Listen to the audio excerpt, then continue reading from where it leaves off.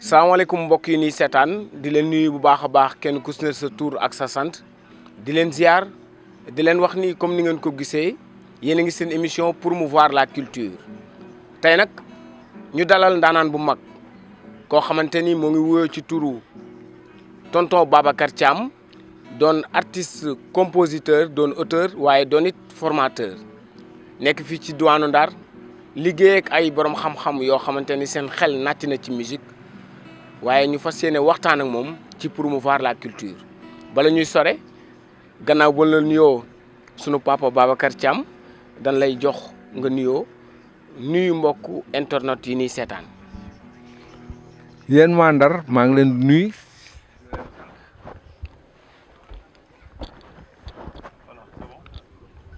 kon tonton Babacar ñu bàyyi la nga nuyoo. waaw maa ngi leen di nuyu yéen waa Ndar maa ngi leen di nuyu di leen sant waaw di ñaan aussi culture bi dem à l'avant waaw parce que culture bu amul rek ci dëkk rek xam-xam bi day naxasaay foofu man fi mu nekk nii musicien laa boo xam ni ñëpp la xeebuma kenn musicien yëpp ku mënti ñëw naa composé ak yow waaw ñëpp xeebuma kenn booy bi gën a tuuti ci musicien yi des fois dañ may romb ni ma grand li ngay def neex na de bëggoon naa ñu ñëw travail man la booy daal ma jox la sama numéro heure boo amee jot woo ma je suis disponible waaw boo amee ay morceaux yooyu defar boo ñëwee ci man lu ma ci mën naa ko def waaw laajuma la dara ndax artiste nga na man waaw te xam-xam boo ko amee da nga koy partager ak nit ñi il n'est pas dit que da ngay am xam-xam ba pare denc ko pour yow rek musique xam-xam boo xamee da nga koy génnee partager ko ak nit ñi waaw am nañ musiciens yoo xam ni dem nañ ba def 50 ans door a génne album y a des musiciens yoo xam ne dem nañ ba am 50 ans door a génne album waaw parce que album man bu ma demee ba koy xalaat maa ngi arrangé daal samay morceaux waaw ci loolu laa nekk di xalaat génn album mais album bi ma bëgg génne dama ko bëgg togg ba mu ñor ba nga xam ni bu ma ko dóoree ku ko dégg du am dara lu mu ciy wax mais xam nga am na ñoo xam ne dañuy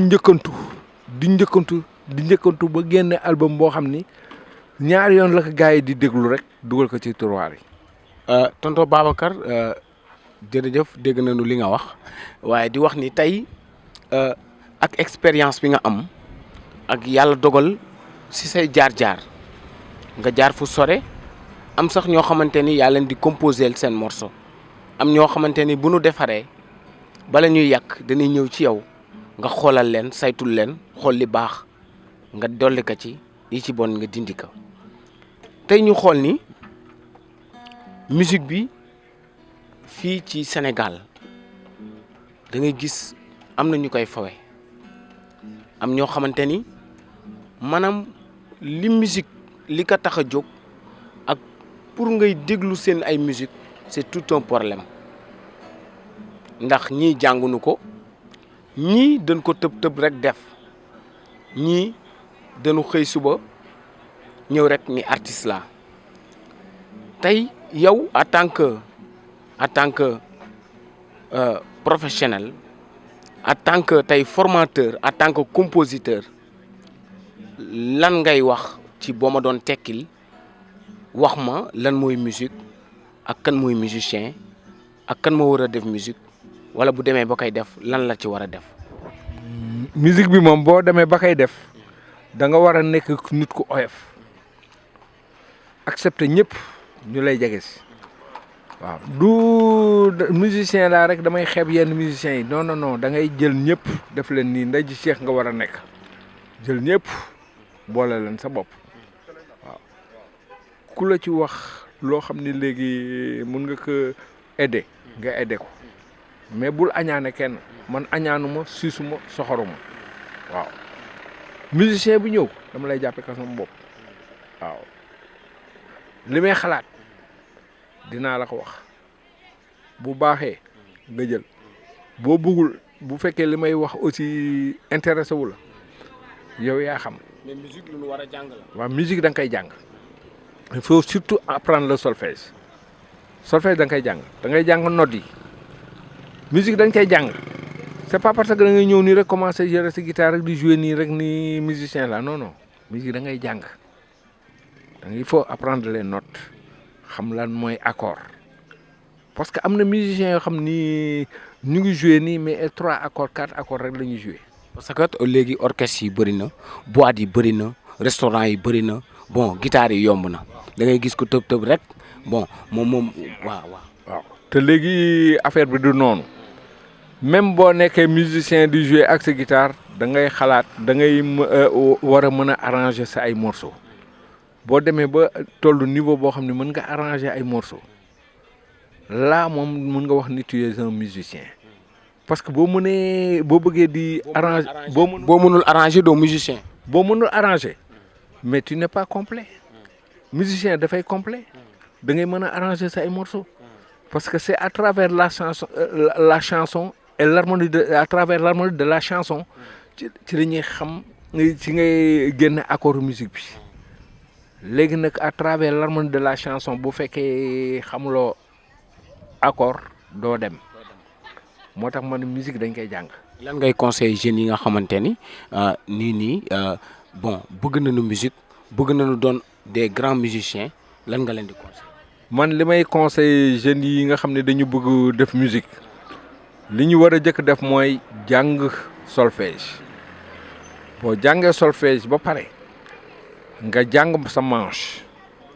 xam notes yi xam accords yi aussi yan notes ñoo composé do majeur ainsi de suite relatif ou do majeur c'est la mineur nga xam relatif yeeg ainsi de suite yooyu il faut les apprendre ba pare ci musique encore da ngay jàng 5 pentatoniques les 5 pentatoniques de la musique parce que gamme booy jouer rek foo mënti nekk rek gamme boobu am na pentatonique léegi pentatonique yi 5 la waaw mais accord boo mënti nekk am na gamme pentatonique am fa ngay dem pour mën a solo morceau bi yooyu expérience yooyu dañ koy jàng boo demee ba yooyu nekk ci yow nag en ce moment di nga mën a jouer ak n'importe quel musicien mais boo àggagul foofu toujours il faut avoir le courage d'approcher les musiciens di leen jege di leen laaj ñu lay xamal ndax loolu day yokk sa xam-xam un musicien nga wàcce sa bopp te c'est ay musiciens wàcce sa bopp da ngay puiser dafa am lu muy yokk ci yow mais boo ñëwee di jaay ni man je suis un grand musicien mais nga dem dans un milieu par exemple dem comme Dakar rek ni cëpp Dakar rek di jaay ngandul yooyu mais yooyu boo koy def boo demee ci yenn cabaret yi mën nañ la booleeg benn boy bu ndaw mu jaaxal la. mu jaaxal la jàngal la. waaw jàngal la. te yooyu pour nga éviter que xam nga looy def. boo ñëwee ci milieu boo xam ne tu es avec des amis musiciens. wàcceel sa bopp. man bu ma demee Dakar di jouer ak ay musiciens damay ñëw wàcce sama bopp bu ñuy répéter chanteur bi woy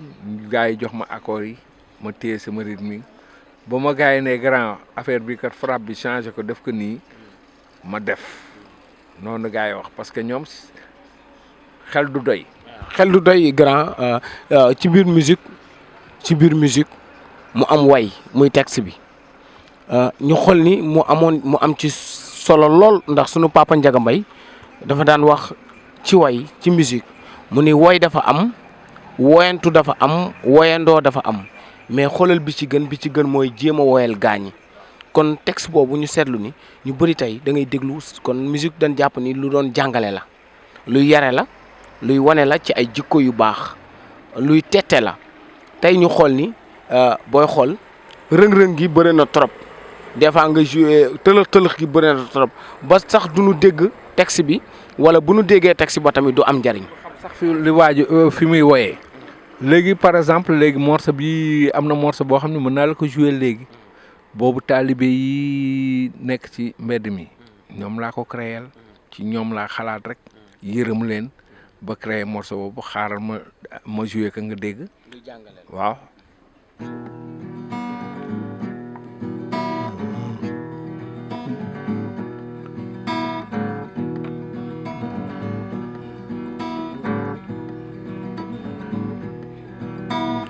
kër baay ku fa yenu dem ca dara su ma yeewoo suba xani ma të toog di seetaanu yaayoo booyoo man ñangan la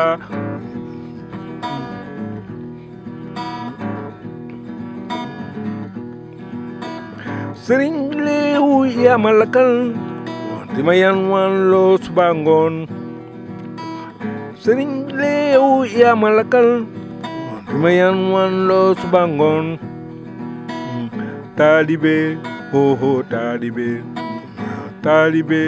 ho sonn na amu fi ndey amu fi baay ñangaan la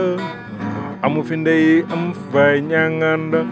su ma yeewoo suba xane ma të toog di seetaanoo yaayoo booyoo man ñangaan la ma yendoo xiif yendoo mar toog di seetaanoo yaayoo booyoo man ñangaan la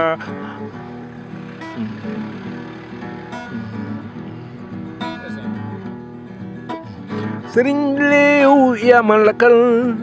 di ma yan waan loo suba ngoon sëriñ léew yaa ma lakkal di ma yan waan loo suba ngoon taalibe ho taalibe taalibe ho sonn na amu fi ndey amu fi baay ñangaan la amu fi ndey amu fi baay ñangaan la su ma yeewoo suba taxani ma të toog di seetaanoo yaayoo booyoo man ñangan la ma yendoo xiif yendoo mar toog di seetaanoo yaayoo booyoo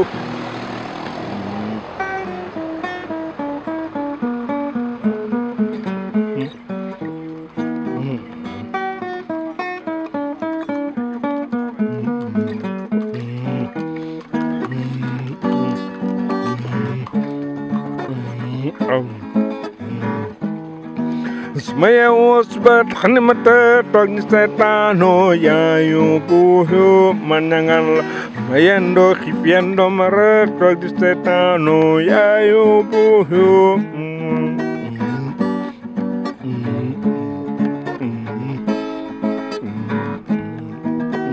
sëriñ bi lee yaa ma lakkal di ma yan waan loo suba ngoon taalibe ho taalibe taalibe ñang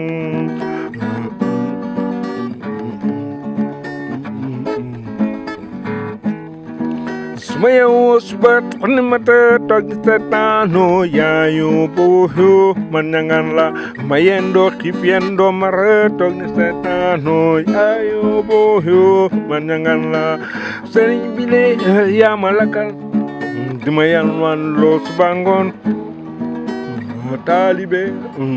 taalibe taalibe sonn na taalibe taalibe taalibe amu fi ndey amu fi baay ñangaan la di ka yan waan loo suba ngoon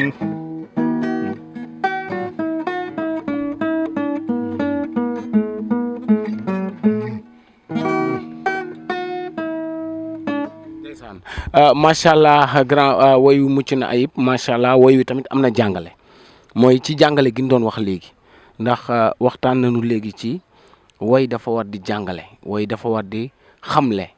woy dafa war di yar woy dafa war di dénoncer yaa ngi woy ci taalibe yi mu am solo trop ndax wax nga ci biir woy wi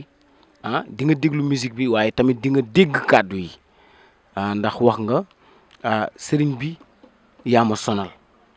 di ma yalwaan loo suba ngoon amu fi ndey amu fi baay yaa ngi bàyyiloo xel sëriñ bi nga xamante ni tey yor na taalibe bi. ko war a jàngal. waaw mais du ko jàngal yalwaan. waaw ndax boo yoree ay taalibe da ngay jéem a def ci ñoom xam-xam mais du da nga leen di bàyyi rek ñuy nekk ci tali bi nga yónni leen ñuy dem di yalwaan. ngay def sa poche te yow doo xalaat sax avenir u xale yi. ndax bu nit ki du jël doomam jëlee ko ay dëkk ak dëkk indi ko ba Ndar teg ko sa loxo pour nga def ci moom xam-xam nga jël xale bi bàyyi ko ci mbedd mi muy taxawaalu léeg nga gis sax taalibe boo xam da ngay dox ba mu yàgg rek gis benn taalibe mu tëdd da nga koy yërëm sax mu wala mu taxaw foofu jàpp biir bi mu di wañaaru nga ni ko lan moo la jot mun la dama xiif da ngay gis xale boo xam ne day toog ba mu yàgg damay tase ak moom laaj ko mënuma dama xiif wala mu feebar man damay mujj léegi bu fekkee am naa pièce sama poche ma génne ko jox ko ne ko demal nga jënd mburu wala nga jënd loo lekk waaw. te àq la tamit waajuram jëlee ko ba dëkk ak dëkk indi ko pour nga jàngal ko xam-xam mais waroo ko yelwaan loo grand mu doon message bu am solo waaye xam naa ni li nu dese sax bëreetul waaye dañuy tënk rek di leen fàttali yéen a ngi seen promouvoir la culture de notre terroir muy promouvoir la culture doon émission boo xamante ni lii moo ko tax a jóg waxtaan ak artistes yi waaye wane talent artistes yi waaye waxtaan ak boroomu xam-xamu artistes yi tey yooyu yëpp nga doon ko kon déjà tey daanu ñu waxtaan lu am solo. ñu waxtaan fi lu am solo woy nañ fi jàngale nañ fi aussi waxtaane nañu volet culturel waaye ñu dellu si tuuti tey ci ñi nga ànd ak lëkkaloo fii ci Ndar musique Ndar nan nga ko gisee yow ak nan nga gisee jeune talent yi fii à Saint-Louis ak ñen nga ma si mën a tey boo ma doon jox exemple wax ma ni ñii ñoo ngi ci yoon sama mujjanteelu laaj muy buñ la tuddaloon jëmm ju naan Xabane Thiam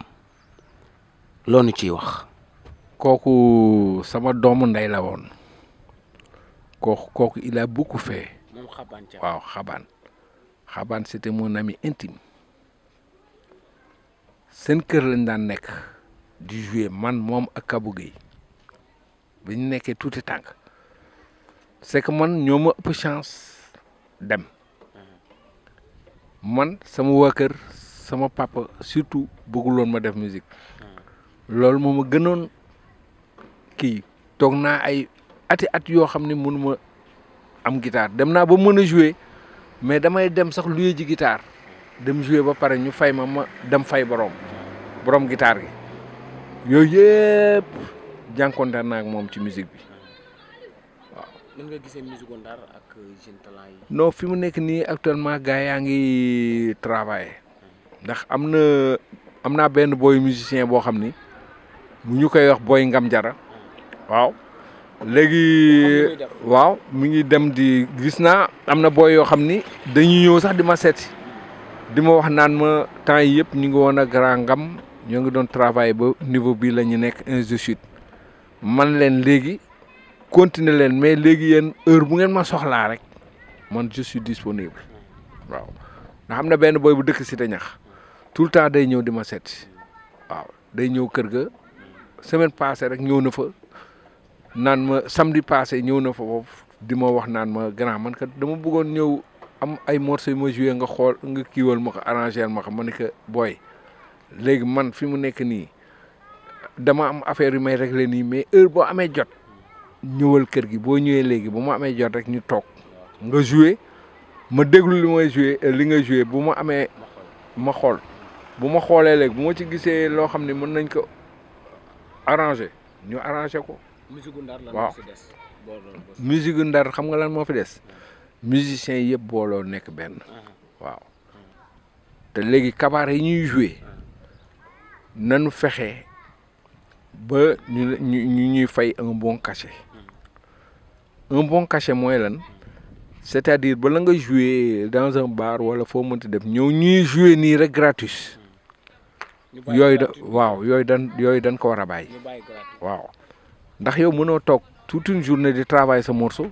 ba pare nga dem jouer quelque part rek tu ne gagnes absolument rien. merci beaucoup grand wax nga lu am solo mais dama lay laaj grand pour Ndar mën a suqaliku ci wàllu culture gis nañu Ndar dëkku culturel la mais à chaque fois artistes yi ñoo ngi jooy ndax bénéficier wuñu benn yoon ci seen art bi ñuy dund lan ngay conseiller artistes yi ak autorités yi leen jiite. parce que man li ma xalaat mooy autorités yi buñ leen bindee lettre léegi suñu li ñuy soxla saafarawul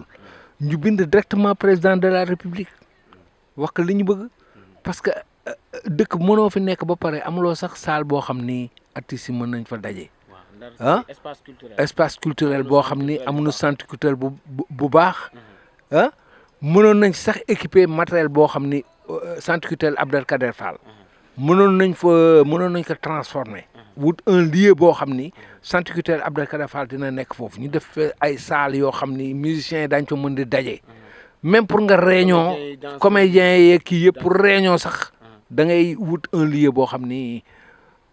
bokkul centre culturel espace bureau culturel la am. bureau culturel man loolu laa fi gis de parce que bu fekkee centre culturel la dëgg dañu war a équiper centre culturel def fa ay matériel def fa ay salles yu doy yoo xam ni musiciens yi bu ñu ñëwee dañ fi xam fi espace yoo xam ne daan fa mën a exercer seen métier. kon yow sa gis-gis waratunu parce que artistes yi boobu ba léegi ñoo ngi jooy mais dañuy jooy ak ci autorités yi di jooy tamit ci centre culturel yi ñi leen jiite mais da nga gis ne artistes yi léegi waratunu jooy kase waratunu jooy autorités yi ak directeur centre culturel yi mais nañ leen jéggi dem ci président adressé à la. léegi directrice su centre culturel yi xam nga ñooñu mën nañu kaas au niveau du ministère de la culture et de la communication mën nañ fa kaas mais loolu ñuy kaas bu ñu bindoon lettre directement adressé ko ak président de la république kan mooy bind lettre bi artistes yi. non artistes yi parce que am na affaire yoo xam ne bu fekkee autorités yi mënuñ ci def dara da nga leen di jéggi bind président de la république directement Macky Sall ngay bind adressé ko président de la république boo ko adressé foofu léegi moom bu jotee ci lettre bi wóor na ma ne dina exécuter parce que mënoo nekk fii ba pare amoo espace boo xam ni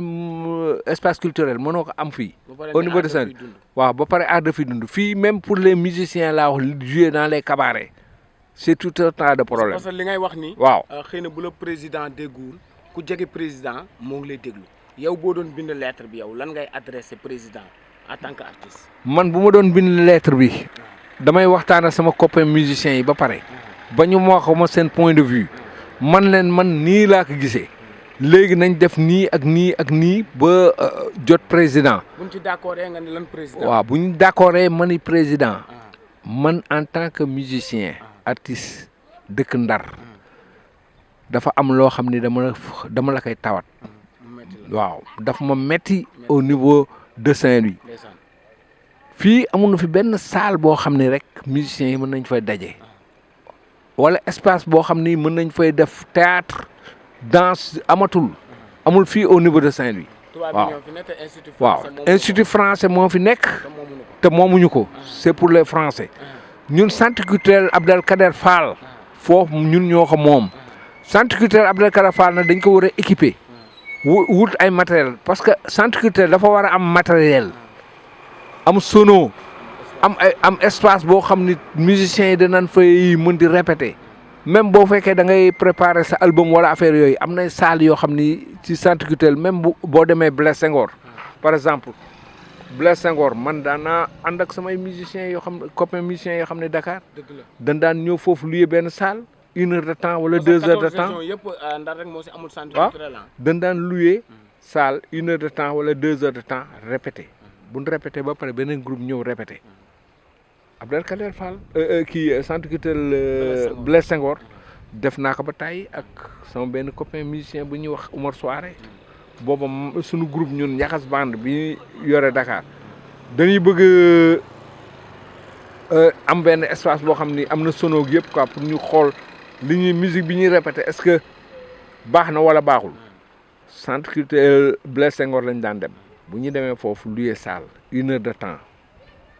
léegi 1 heure la ñuy daan def boo ñëwee 1 heure bu nekk 1000 francs la woon xaw ma yooyu la gars yi defoon 1 heure de temps 1000 francs 2 heures de temps 2000 ainsi de suite noonu la gars yi doon def mais daan nañ fa def ay 2 heures de temps daan nañ ñëw foofu louer salle def 2 heures de temps après fay.